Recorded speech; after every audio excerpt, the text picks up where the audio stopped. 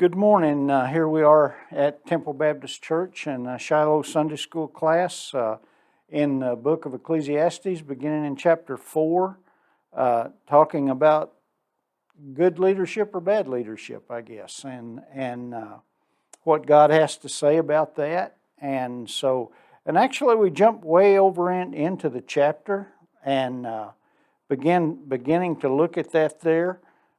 Just a few verses in that very first part of that. But anyway, it talks about, it says, better is a poor and a wise child than an old and foolish king who will no more be admonished. I kind of cheated on you a little bit because I do this King James, and our stuff's in our King James version. But I went back and at home in one of my other Bibles, in my New Living Translation, and I printed that out, and I'm going to talk about that a little bit. The different translation today won't be in too much trouble, I don't think, but it's a little easier to understand the reading of it and what it means. But it says there in the New Living Translation, it's better to be a poor but wise youth to be an old and foolish king who refuses all advice. Now, the idea there is that not everybody on top of the heap is real smart or real wise in what they have to say. Sometimes they wouldn't be there if they didn't have some sense, but yet at the same time, there comes a point in some folks' lives when they have everything thought out and figured out, and they become unteachable. They just don't want to accept that there may be another way or a better way. It's not always my way or the highway. And when you get like that, then you're in trouble. You really are in trouble when you become unteachable in whatever you do. Sometimes I think about the Sunday school stuff as long as I've been doing it, and I think a lot of people could do a better job than I and most likely that's true. But here we are, and this is what we got, so we'll live with this. But, it talks about this thing there in verse 14. It says, such a youth could come from prison and succeed. And that's right. Especially in our country, you can really do or be anything you want to be if you're willing to work at it, willing to put in the time to learn and be taught and different things, and that's very true. It may not be that way in every country, but for us it is. And so there is a time to do those type things, a time to learn, but then you'll have to step up at some point and put that into practice. But the idea there in what the Scripture says, and in the King James Version, it calls that a prison. It says such a youth could come from prison. And, we think of poverty. A lot of the people that live out in our neck of the woods, it was raised out in there. It was kind of the poor side of town. If you got over on the east side of Black River, well, you were pretty much living in poverty in a lot of ways. And that can be its own prison if you let it be. But you don't have to stay in that kind of situation. But you can never let yourself get to the place where you quit learning, not just for knowledge's sake, but to develop wisdom. There's a lot of difference between knowing and knowing how to use what you know, and learning to use that wisely. And so that's what the Scriptures are saying here. It's just better is a poor and a wise child than an old and foolish king who will no more be admonished. And so Solomon, as he wrote this, remember now, he's at the end of his life. He knows that he can't have a whole lot of time left, and he is sharing by the providence of the Holy Spirit, as this is written, he's sharing with the people that the areas that he came up short in, that he has recognized this, and he's saying, don't make the same mistake that I have made in this. Over in, I've kind of lost my place right there, but over in the book of Proverbs, it says, the admonishment there is to take fast hold of instruction and don't let it go. Keep her, for she is thy life. And it says the same thing kind of over here, that wisdom will actually save your life at times. And so moving on with that, though, it kind of getting hung up on that a little bit. It's they're in, again, in the book of Proverbs, in chapter 11, verse 14, it tells us that there's safety in the multitude of counselors. So we see that there's varied opinions, and having the wisdom to take those in, separate them out, and use them for whatever your situation might be is very scriptural that we do that. We have our deacons meetings and lots of meetings around church at different times, and that is all to follow Proverbs chapter 11, verse 14. In the multitude of counselors, there is safety. That as we go about God's business, we want to go about it right and in the right way. And so that's what it's talking about there. But, there's a thing called constructive criticism that some people don't like to take. Any kind of criticism to some folks is negative, and it ought not be. We ought to learn how to accept constructive criticism and always realize, and not to fall into this position here of the foolish king, who would not stand to be, he would not accept any advice on anything. That kind of comes with getting married. When you're married, you get a lot of advice that way, and sometimes it helps and sometimes it doesn't, but you got to have a little wisdom about how you deal with those kind of things.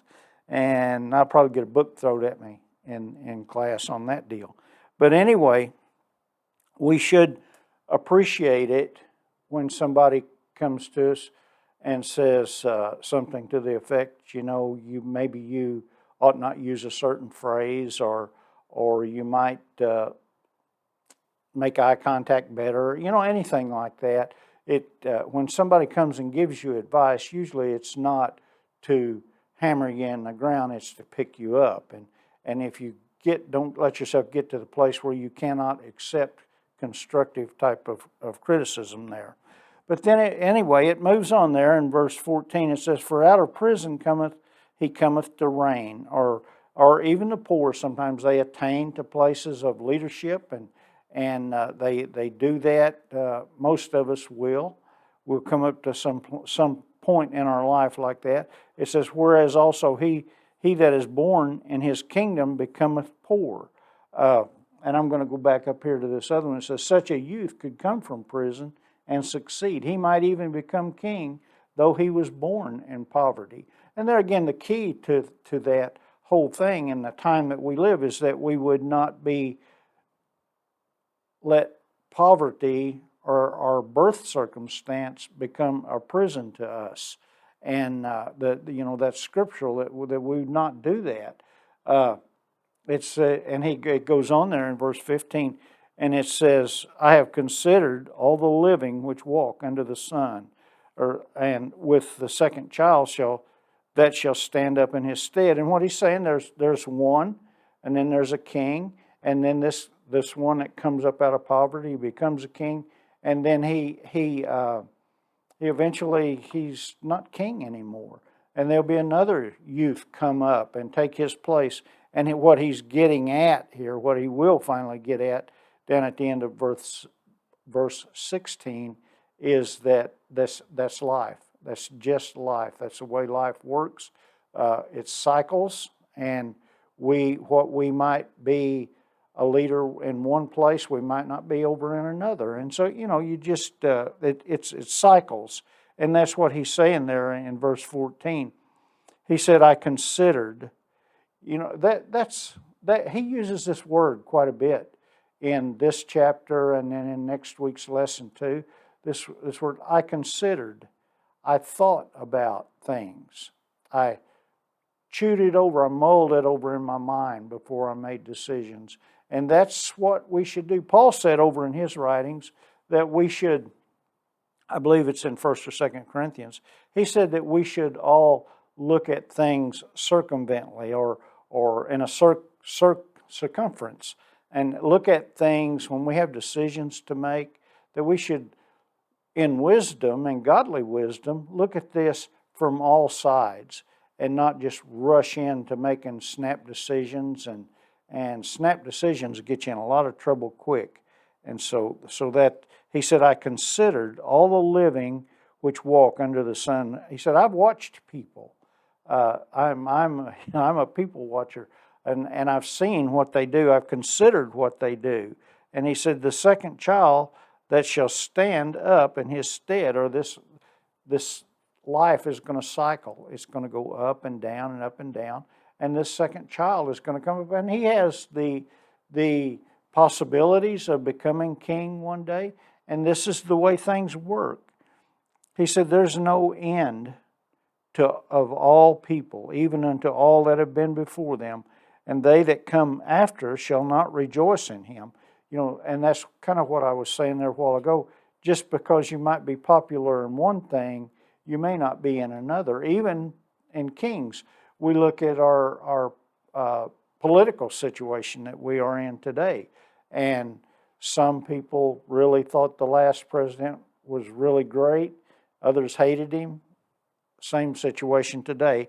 And when they're gone and they're plumb off the scene and they're buried in the ground somewhere, it'll keep going that way. That very same thing. It's just life. That's the way it is. And we should be able to accept that and know that we are in the boat. We're all in the same boat, and it is what we do. Life can be so aggravating sometimes, but it's the only one you've got, so make the best of it and do what we do for the glory of God. And if we put that moniker on everything that we do, that it's all for the glory of God, that in the end, it'll be good. People will be able to look back at us. I think about Christians that I've known over the years that have gone to be in heaven now. And there's a saying that if you can look back on a memory of somebody that you knew at one time and you can smile, then they had a good life. And so that's I hope when I'm gone, whether it be today, tomorrow, or 20 years from now, that people that have known me, that they might have those kind of good thoughts, that they might smile about the memory of that. And so anyway, needing to move on with this thing, he said that people that come from poor and humble beginnings, they ask the question in the book, and it's worth looking at, and it's worth spending a couple minutes on it. It says, what are the characteristics of teachable people, and how does one develop a teachable spirit? And I thought about that, and I think about the first thing that comes up. The first thing I wrote down, the first thing that came to my mind was humility. Nobody, just put it out there, nobody likes a know-it-all, and that's kind of the way, sometimes people have that. I heard a song on the radio the other day, and I can't remember the guy that sang it, but he said it's hard to be humble when you're perfect in every way, and sad to say we have some of that in our society, and it's always been there, and always will be for that matter. But the second thing there that I wrote down was just willing to listen. That is should be a very sought after trait in a person's life, that when people come to us with this constructive criticism, that we be willing to listen, that we not just shut them off right off the bat. And then another thing I put down was appreciate wiser, smarter people, because we don't all have all the answers. Back years ago when I was 15 and I started in the construction industry and trying to learn how to be a carpenter, I always tried to be around older guys that knew the trade, that would take the time to teach me something, because I did not know anything, and I recognized how ignorant I was and how bad I needed to learn. But I think that was a wise thing for a 15, 16-year-old boy. But then the last thing I wrote is stay away from idiots, because they'll get you in trouble. that they'll get you in trouble every time, and use the wisdom that God gave you to do that. I've went over a whole lot of things here, and really I could spend the rest of the time that I have right here on this one verse. But actually I've pretty much touched base on that. To jump over there, and I am going to those are the 3 verses in chapter 4, and then to go over in verse chapter 5, verse 1, and look at that. We look at Solomon is expounding on what he just said there a little bit, but he right there at the end of that, he said, and I really should touch on that. He said, "There's no end of all the people, end of all that have been before them." People are going to come and people are going to go, and life is going to go on. "They also that come after shall not rejoice in him." Your popularity may not always be at the top of the heap, and it's not that important anyway. He said, "This also is vanity," or meaningless, "and striving of the wind," striving of the spirit, or striving after the wind. Remember last week I brought in that vapor and sprayed it and asked Brother Jim to catch all he could and put in a jar, and that's what vexation of spirit is about. It cannot be done. You can be as aggressive as you want to about trying to put life in a jar, and you can't do it. It's just going to come and it's going to go. So let's talk about God's house a little bit. Solomon said there in chapter 5, verses 1 through 3, he said, "Keep thy foot when thou goest to the house of God, and be more ready to hear than to give the sacrifice of fools." Ouch. That kind of... Notice behind that in your King James Version of your Bible, there's a colon there. He said, in the New Living Translation, there's a period, but there's a difference in there. The colons is there, the 2 little dots, to say I'm going to add to what I just said. I'm going to explain that a little bit, and we'll get to that in a minute. He said, "But when you keep thy foot when thou goest to the house of God," and in the New Living Translation, and I like the way he says that, he said, "As you enter the house of God, keep your ears open and your mouth shut." And now that's kind of that's constructive criticism, I guess, but the old saying there is that we have 2 ears and 1 mouth, 1 tongue, so let's listen twice as much as we talk. And here I am running mine up here, but yet it's good advice that we would listen and keep our mouth shut. And there's a time to speak, there's a time to talk, and then there's just a time just to be quiet and listen, consider what other people are saying. I think back to the time when before we went to Vietnam, and we went to all these classes and all this, and not to let the cat out of the bag too much, but I was probably the wild one of the bunch that I always run around with. But when it come time to sit in those classes and listen, not everybody needs to know how to take a hand grenade apart, but I still remember how to do it. But you got the guys that I run with, they'd say, "Well, why are you so serious about this?" And they've been there and done it, and I want to know, I want to come back, and that's why I pay attention to it. You guys do what you want to do. But there's a time to listen, there's a time to learn. I think about today, when I listen to Brother Steve, I pay attention to what he's got to say. I know he's a wise man. I know that he's wise in the Scriptures, that he's telling me what God would have me to hear and to learn. And so I pay attention to that. I consider it. I think about what he has to say in that. And he says there then, "Keep thy foot when thou goest to the house of God, and be more ready to hear than to give the sacrifice of fools." And then there's that colon, and he says, "For they consider not that they do evil." If you if you're around somebody that talks all the time, they're going to get, there's that old saying again, you can't tell one lie. You have to tell another one to cover it up, or you get caught up in it, because nobody's smart enough to make a practice out of that and not get tripped up in it. And so he did not beat around the bush about it. Solomon, in his wisdom, he just said it's evil. And if it's evil, it's sin. And so, again, back in verse chapter 4, where it says there, don't, that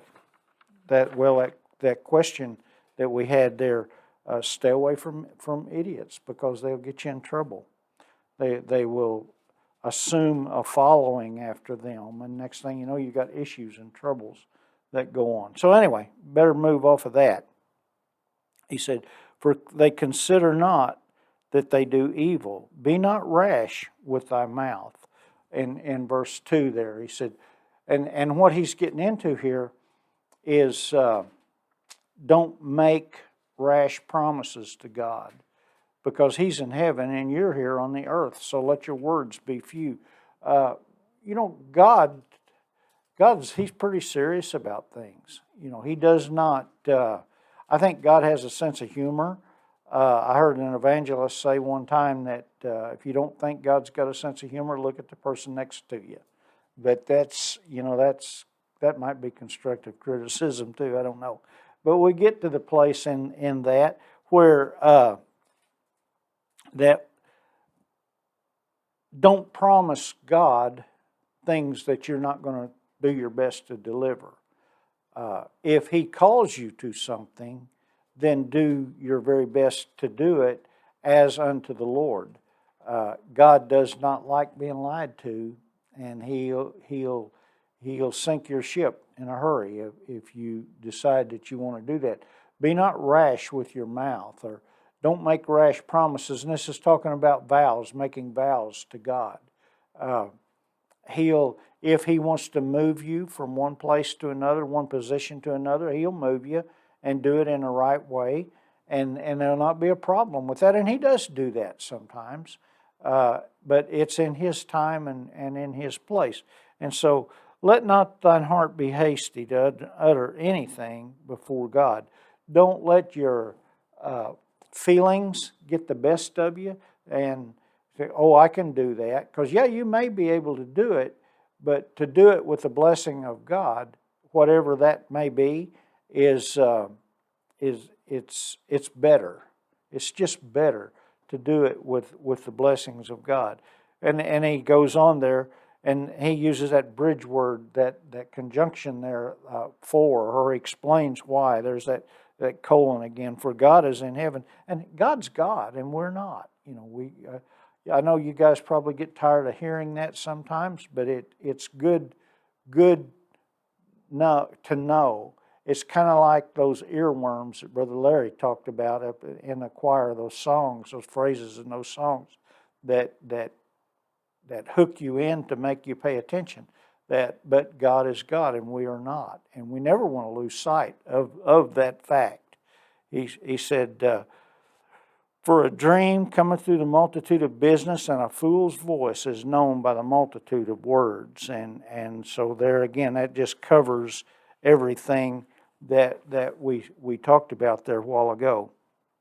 But then he says, again, I'm running out of time here, but he drops down there in verse 4, and he says, so when you make a promise to God, don't delay in following through, and this is the New Living Translation, for God takes no pleasure in fools. It is a foolish thing to make vows to God that you will or you want to do this, and God opens and he closes doors, gives us opportunities, and when we have an opportunity, make the best of it. Do the very best you know how to do, and God will fill in the blanks. And that's really what that says. Don't say you will do something and then not do it. Pay that. If you vow to do it, do it. And that's what he's saying there in verse 4. And then he qualifies that a little bit in verse 5, where he says it's better not to vow than to do it and then not pay it. It's just not a very, very good thing in there to do those things. So anyway, I want to move on down there. Pretty much already did in verse 7.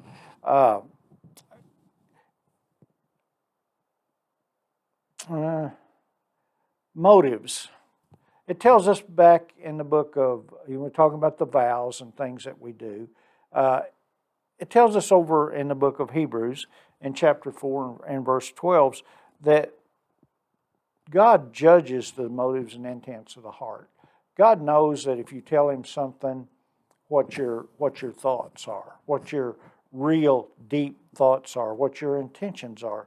That if you're just doing it to be seen or doing it to actually glorify him, to help enlarge or educate the kingdom of God, then God understands and he will help you in that. But he will not help you if you are doing it to have a look at me kind of attitude. He just does not do that. And, when you, how do I want to put it? When you want to do something for God, be sure that he gets the glory for it. That's the whole thing in a nutshell, and that's what this is all about. I'm pretty much out of time, so I'm going to quit, and appreciate your interest. We keep track of the views, and we keep doing this because the views are good, and so that's what we want to do for his glory and for his kingdom and for his glory. And so we do that. So anyway, have a good week, and Lord willing, we'll be back about the same time next week.